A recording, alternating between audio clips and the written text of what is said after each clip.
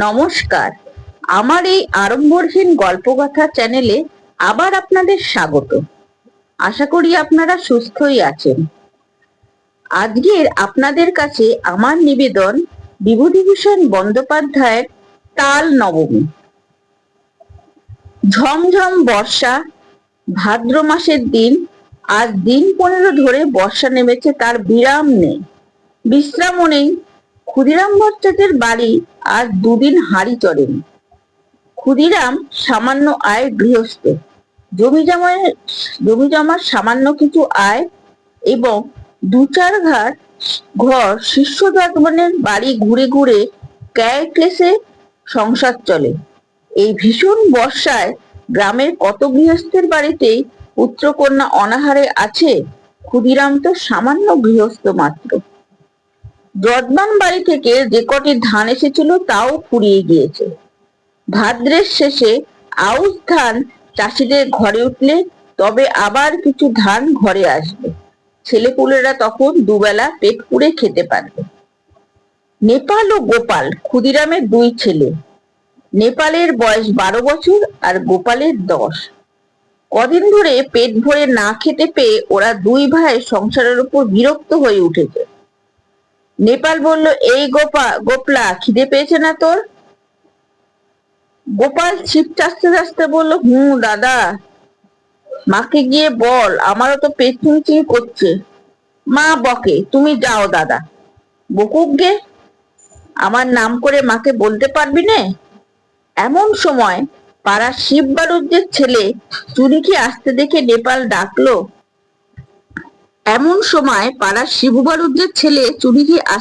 নেপাল বলল, ও চুনি, শুনে যা। চুনি বয়সে নেপালের চেয়ে বড়, অবস্থাপূর্ণ গৃহস্থের ছেলে, বেশ চেহারা।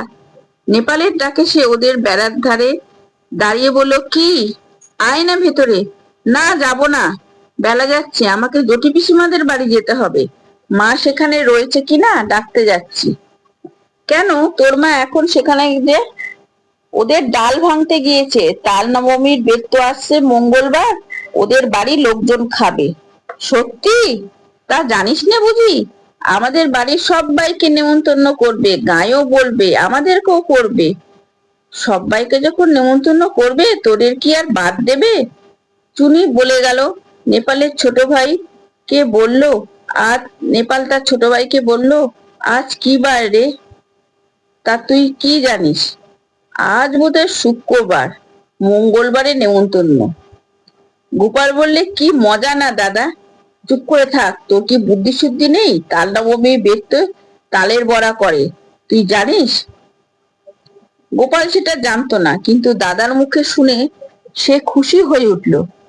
সত্যি যদি হয় তবে সে সুখাদ্য খাওয়ার সম্ভাবনা বহু দূরবর্তী নয়, কাছেই এসে গেছে। আজ কি বার সে জানে না, সামনের মঙ্গলবার। নিশ্চয় সে আর বেশি দেরি নেই।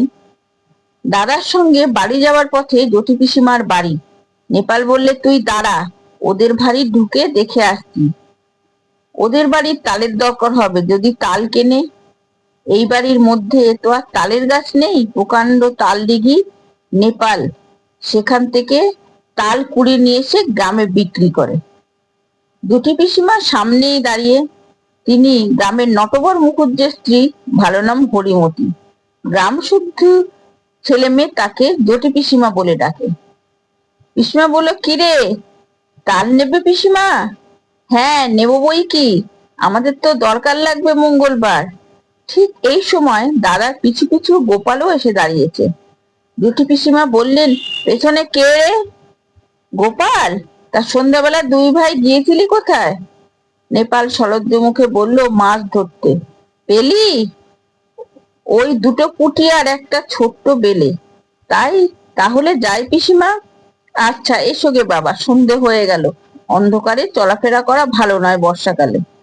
জটি পিসিমা তাল সম্বন্ধে আর কোনো আগ্রহ দেখালেন না, বা তাল নবমীর ব্রত উপলক্ষে তাদের নিমন্ত্রণ করার কথাও কোনো উল্লেখ করলেন না। যদিও দুজনেরই আশা ছিল হয়তো জটি পিসিমা তাদের দেখলে নিমন্ত্রণ করবেন। এখন দরজার কাছে গিয়ে নেপাল আবার পিছন ফিরে জিজ্ঞেস করলে, তাল নেবেন তাহলে? তাল? তা দিয়ে যেও বাবা, কটা করে পয়সায়? দুটো করে দিচ্ছি পিসিমা, তা নেবেন আপনি? তিনটে করেই নেবেন।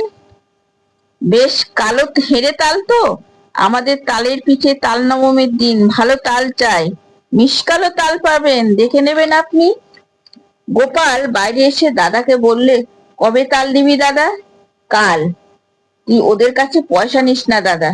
নেপাল আশ্চর্য হয়ে বলল, কেন রে? তাহলে তাহলে দেখবি আমাদের নেমন্তন্ন করবে। দূর দূর হয়ে যা, আমি কষ্ট করে তাল কুড়োবো আর ওরা আর পয়সা নেব না।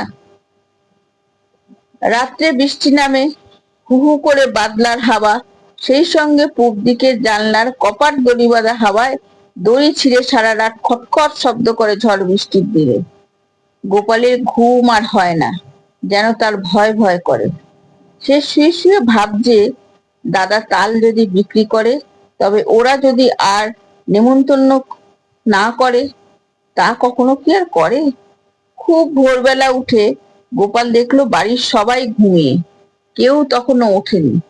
রাতে বৃষ্টি থেমে গেছে, সামান্য একটি টিপ টিপ করে বৃষ্টি পড়ছে। গোপাল এক ছুটে চলে গেল গ্রামের পাশে সেই তাল দিঘিটার ধারে। মাঠে এক হাঁটু জল আর কাদা। গ্রামের উত্তর পাড়ায় গণেশ আর কাওড়া নাঙল ঘাড়ে এই এত সকালে মাঠে যাচ্ছে।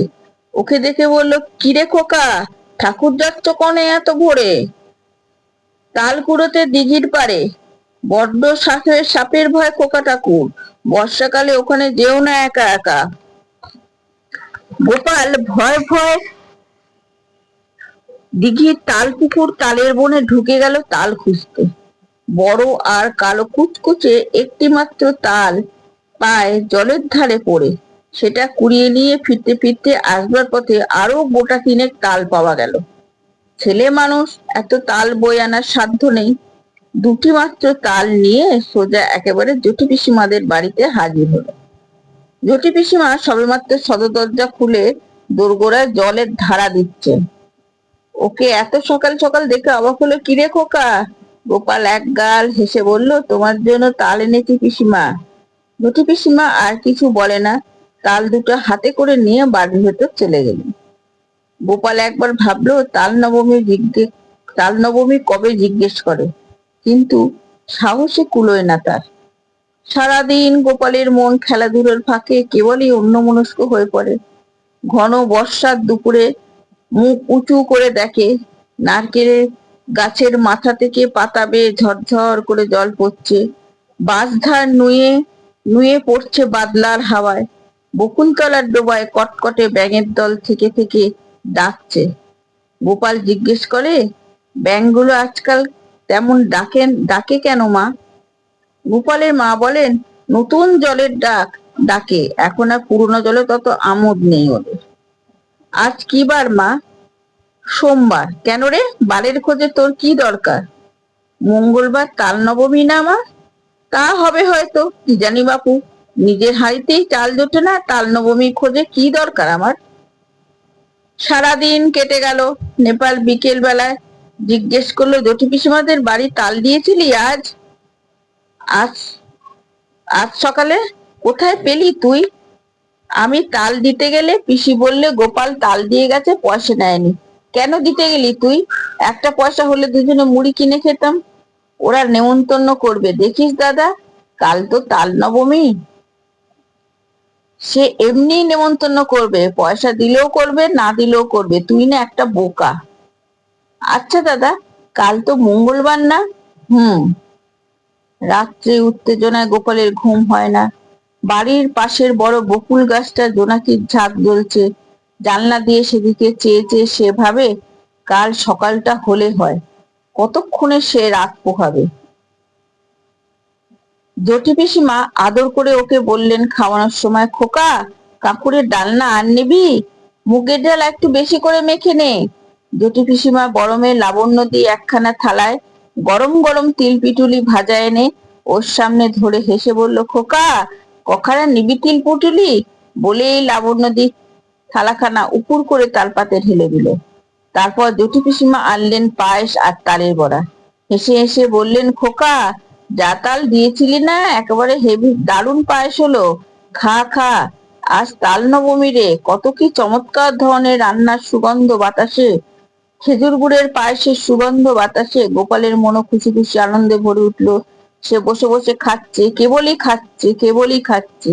সবার খাওয়ার শেষ, তবুও সে খেয়েই যাচ্ছে।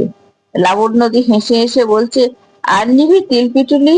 ও গোপাল, গোপাল, ও গোপাল। হঠাৎ গোপাল চোখ চেয়ে দেখলো জানলার পাশে বর্ষার জলে ভেজা ঝোপঝাড় তাদের সেই আতা গাছটা, সে শুয়ে আছে তার বাড়িতে। মায়ের হাতের মৃদু ঠেলায় ঘুম ভেঙে যাচ্ছে। মা পাশে দাঁড়িয়ে বলে, ও তোর বেলা হয়েছে, মেঘ করে আছে তো বোঝা যাচ্ছে না। বোকার মতন ফ্যাল ফ্যাল করে সে মায়ের মুখের দিকে তাকিয়ে ভাবলো সে স্বপ্ন দেখছিল। আজ কি বার মা? মঙ্গলবার। তাও তো বটে, আজ তো তাল নবমী। ঘুমের মধ্যে কি যে সব হিজিবিজি স্বপ্ন দেখছিল। বেলা আরো বাড়লো, ঘন মেঘাচ্ছন্ন বর্ষার দিন, যদিও বোঝা গেল না বেলা কতটা হয়েছে। গোপাল দরজার সামনে একটা কাঠের গুঁড়ির ওপর ঠায় বসে রইল। বৃষ্টি নেই একটুও, মেঘ জমকালো আকাশ, বাদলের সজল হাওয়ায় গা শিরশির করছে। গোপাল আশায় আশায় বসে রইল বটে, কিন্তু কই পিসিমাদের বাড়ি থেকে তো কেউ নেমন্তন্ন করতে এলো না। অনেক বেলায় তাদের পাড়ার জগবন্ধু চক্রবর্তী তার ছেলেমেয়ে নিয়ে সামনের পথ দিয়ে কোথায় যেন চলেছেন।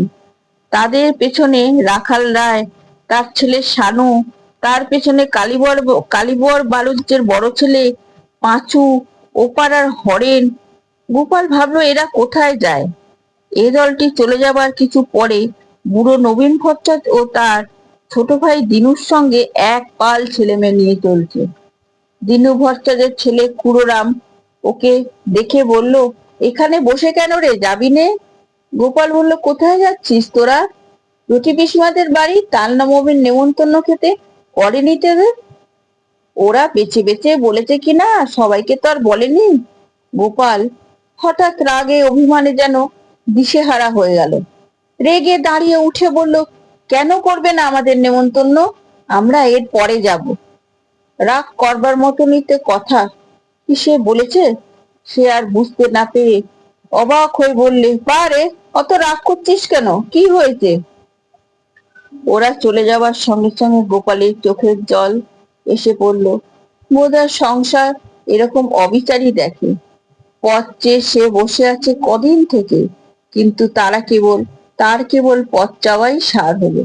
তার সজল ঝাপসা দৃষ্টি সামনের পাড়ার হারু, হিতেন, দেবেন, গুটকে তাদের বাপ কাকাদের সঙ্গে নিয়ে একে একে তার বাড়ির সামনে দিয়ে জ্যোতি পিসিমাদের বাড়ির সামনে চলে গেল।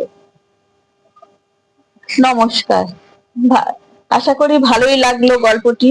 ভালো লাগলে একটা লাইক দিয়ে দেবেন আর সাবস্ক্রাইব করবেন, যাতে নতুন গল্প দেওয়ার সঙ্গে সঙ্গে আপনারা শুনতে পারেন।